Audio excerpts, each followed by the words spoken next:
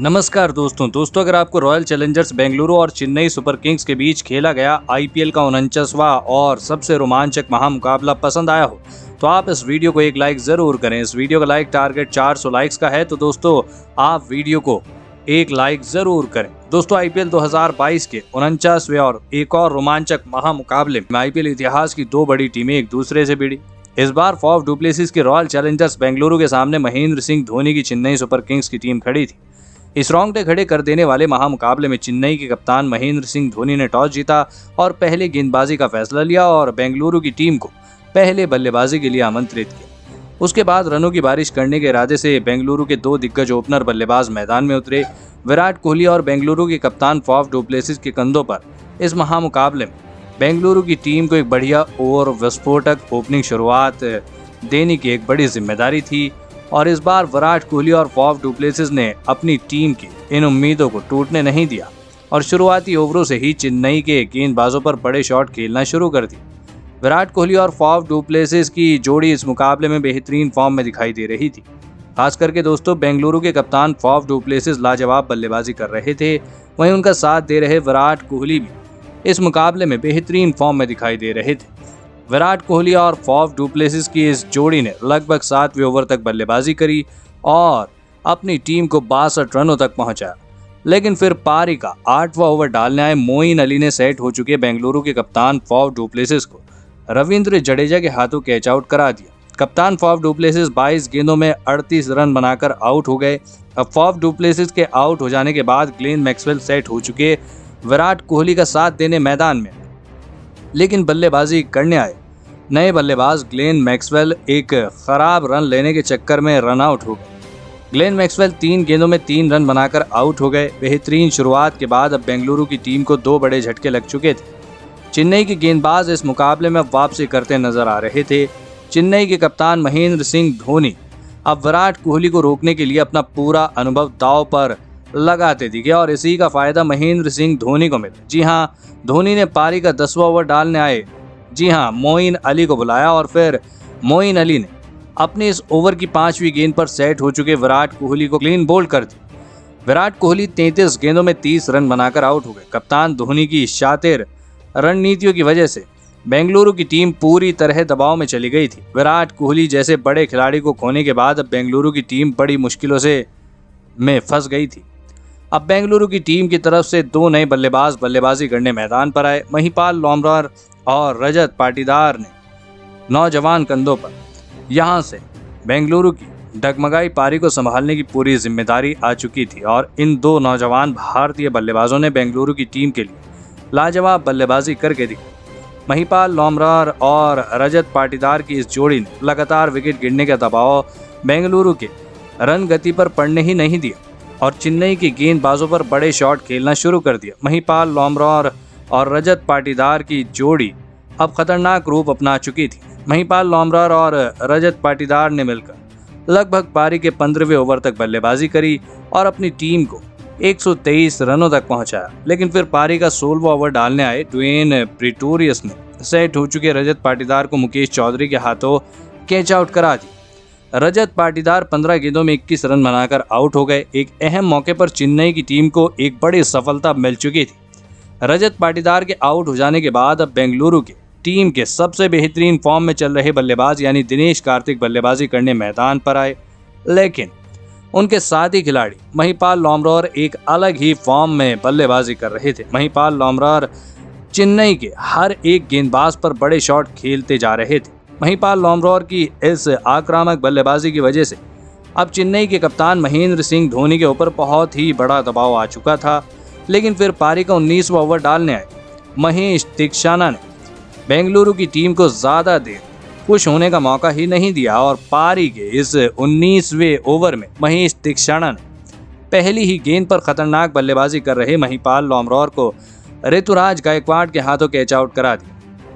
महिपाल लोमरार 27 गेंदों में 42 रन बनाकर आउट हो गए, तो वहीं उसकी अगली ही गेंद पर नए बल्लेबाज वनिंदु हसरंगा को भी महेश तीक्षाना ने ऋतुराज गायकवाड़ के ही हाथों कैच आउट करा दिया। हसरंगा तो अपना खाता भी नहीं खोल पाए और फिर इसी ओवर की आखिरी गेंद पर बेहतरीन फॉर्म में चल रहे बेंगलुरु के बल्लेबाज शहबाज अहमद को भी महेश तीक्षणा ने क्लीन बोल्ड करके मुकाबले का पूरा नक्शा ही बदल दिया। महेश तीक्षणा ने 19वें ओवर में केवल 2 रन देकर बेंगलुरु के 3 बड़े खिलाड़ियों को आउट कर दिया था। अब बेंगलुरु की टीम को एक बड़े लक्ष्य तक पहुंचाने की पूरी जिम्मेदारी दिनेश कार्तिक के कंधों पर आ चुकी थी और फिर बेहतरीन फॉर्म में चल रहे दिनेश कार्तिक ने आखिरी के ओवरों में लाजवाब बल्लेबाजी करके दिखाई। दिनेश कार्तिक अपने अनुभव का बाखूबी इस्तेमाल करते हुए चेन्नई के गेंदबाजों पर बड़े शॉट खेल रहे थे। दिनेश कार्तिक की इसी विस्फोटक बल्लेबाजी की वजह से बेंगलुरु की टीम ने 173 रनों का विशाल लक्ष्य चेन्नई की टीम के सामने रखा। उसके बाद बेंगलुरु से मिले 174 रनों के विशाल लक्ष्य का पीछा करने चेन्नई के 2 बेहतरीन फॉर्म में चल रहे ओपनर बल्लेबाज मैदान में उतरे। ऋतुराज गायकवाड़ और डिवॉन कॉनवे ने इस महामुकाबले में भी चेन्नई की टीम को एक बड़ी ओपनिंग साझेदारी की उम्मीद थी और फिर चेन्नई के इन 2 ओपनर बल्लेबाजों ने अपनी टीम और अपने कप्तान की इस जोड़ी ने मैदान में उतरने के साथ ही बेंगलुरु के हर एक गेंदबाज पर चौके छक्के लगाना शुरू कर दिया। ऋतुराज गायकवाड़ और डिवॉन कॉनवे की इस जोड़ी ने लगभग पारी के 6ठे ओवर तक बल्लेबाजी करी और अपनी टीम को 54 रनों तक पहुंचाया, लेकिन फिर पारी का 7वां ओवर डालने आए शहबाज अहमद ने सेट हो चुके ऋतुराज गायकवाड़ को सुयश प्रभुदेसाई के हाथों कैच आउट करा दिया।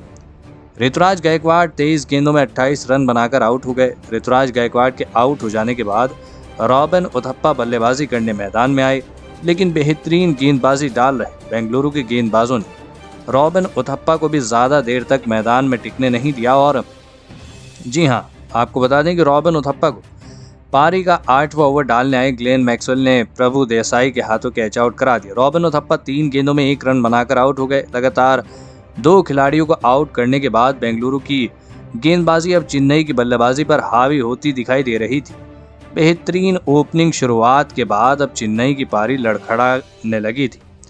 अब चेन्नई की तरफ से बल्लेबाजी करने आए अंबाती रायडू ने सेट हो चुके डिवॉन कॉनवे के साथ मिलकर थोड़ी देर के लिए ही सही, लेकिन चेन्नई की पारी को संभाला।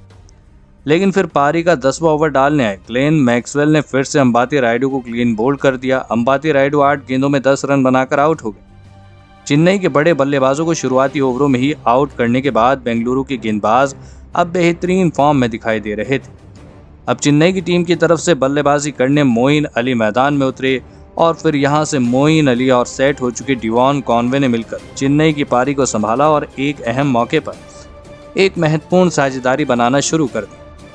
जी हाँ दोस्तों, हम आपको बता दें कि डिवॉन कॉनवे इस मुकाबले में गजब के फॉर्म में दिखाई दे रहे थे।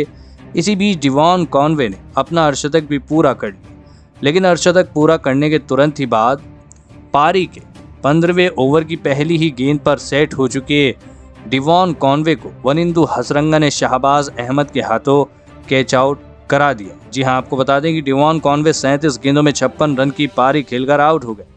डिवॉन कॉनवे जैसे सेट बल्लेबाज को एक नाजुक मौके पर खोने के बाद अब चेन्नई की बल्लेबाजी दबाव में थी। विकेट गिरने के बाद बल्लेबाजी करने आए रविंद्र जडेजा भी बेंगलुरु के गेंदबाजों के सामने ज्यादा देर तक नहीं टिक पाए और जडेजा को भी हर्षल पटेल ने विराट कोहली के हाथों कैच आउट करा दिया। जडेजा 5 गेंदों में 3 रन बनाकर आउट हो गए। अब ये रोमांचक मुकाबला आखिरी 3 ओवरों में जा पहुंचा था, जहां पर चेन्नई की टीम को जीत के लिए 47 रनों की आवश्यकता थी। लेकिन अब मैदान में चेन्नई के सबसे बेहतरीन मैच फिनिशर और चेन्नई के कप्तान महेंद्र सिंह धोनी बल्लेबाजी करने मैदान में उतरे थे और फिर इस पारी का 18वां ओवर डालने आए हर्षल पटेल ने इस ओवर में पहली गेंद पर छक्का खाने के बावजूद, जी हाँ, आपको बता दें कि सेट हो चुके मोइन अली को मोहम्मद सिराज के हाथों कैच आउट करा दिया। मोइन अली 27 गेंदों में 34 रन बनाकर आउट हो गए।